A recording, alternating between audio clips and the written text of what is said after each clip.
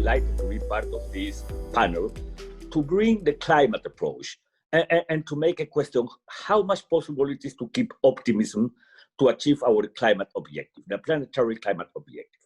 So I will frame my talk in 4 main elements in 5 minutes. So where we are, what have we gotten, what is missing, and what should we do? No, to see if we can keep that optimism.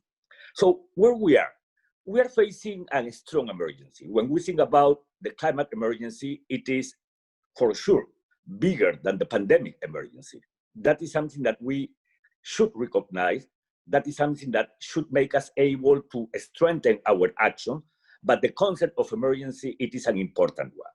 So as we are in an emergency, we should recognize the need to have urgent actions, urgent initiatives, urgent measures to raise our ambition and to recognize that unfortunately we are living in a very difficult political context with deniers, with polarization, still with resistance. So that is the current situation. And for sure, something important in where we are, science has told us exactly what it would happen if we don't act immediately. So that is where we are.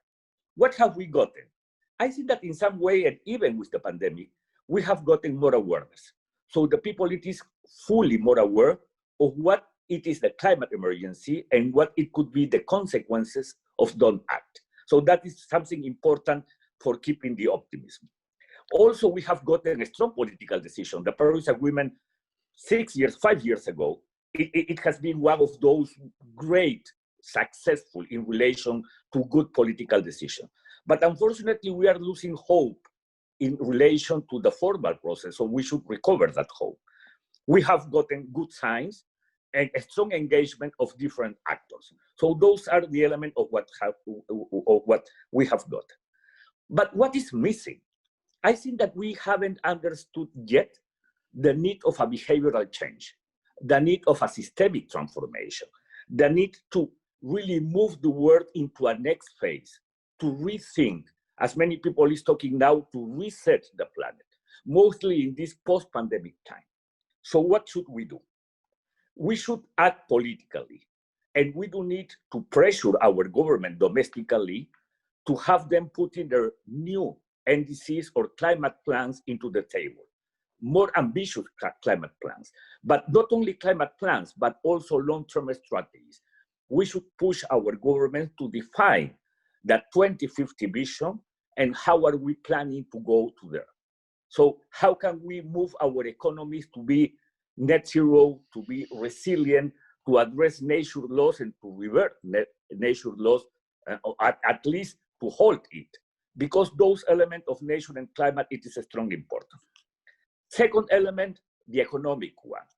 We are living in a new climate economy. For sure that is clear, and fortunately it is happening.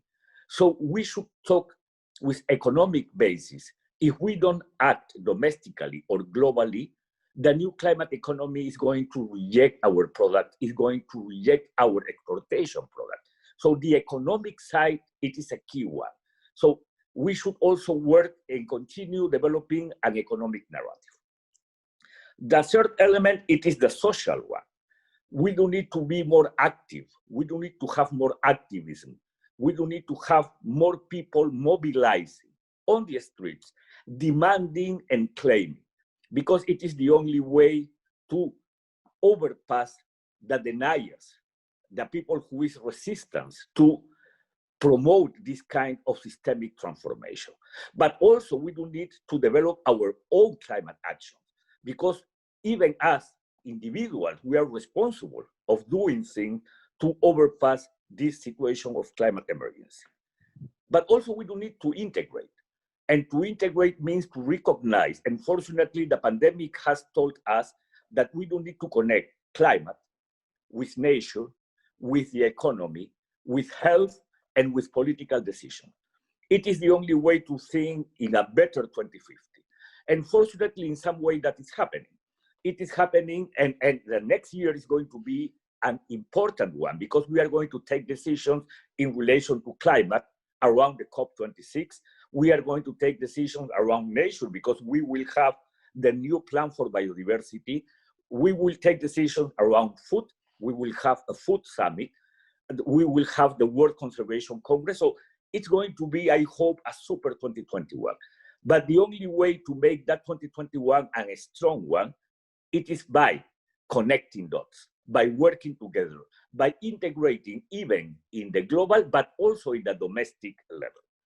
And my last point it is, we do need to continue pushing for a greening recovery. It is not happening, unfortunately.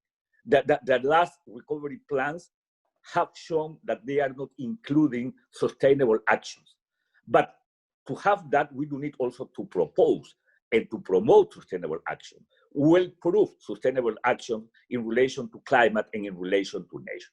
So if we are able to take these 5 recommendations as an individuals, I am sure that we can keep the optimism and that we will move the world toward our main objective to have a net zero economy, resilient economy, and a sustainable planet.